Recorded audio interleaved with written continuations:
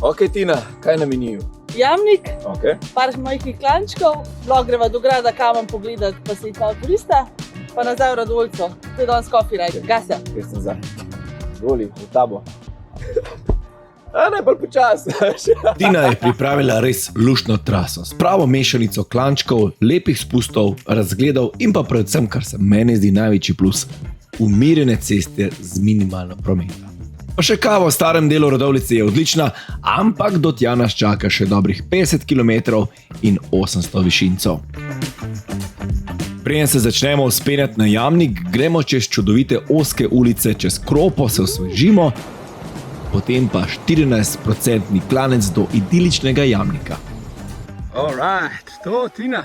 Prvi klanček, 14 posto je za nama. Yes. Kaj prav šudaš, se je bil dober? Lahko bi ga še malo bilo, no. Pride.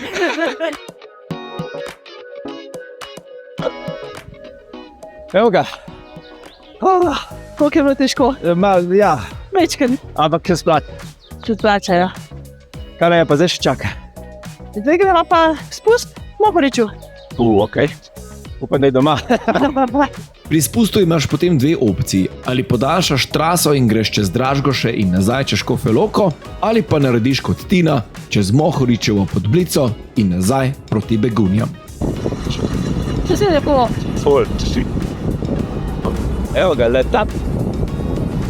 Pazi to, glede na to, da sem jaz sam Gorenc in sem že kar dosti teh cest prevozil, so mi bile te čisto tuje in hude. Kaj so te cerkve zmer na klancu? So pazila to? Ovinki, razgledi, mir, pa še fotka na gradu Kamen kot bonus. Potem sledi samo še spust proti Radovljici, kjer pa upam, da se ti po vožnji ne bo nikamor mudilo, kjer je prav fino se usesti v centru na pijačo in narediti tako analizo vožnje. Ful dober. Tinino traso priporočam čisto vsem, ki si želite kvalitetno cestno kolesarjenje. Ja, to je to od klancev. Yes! Narejen.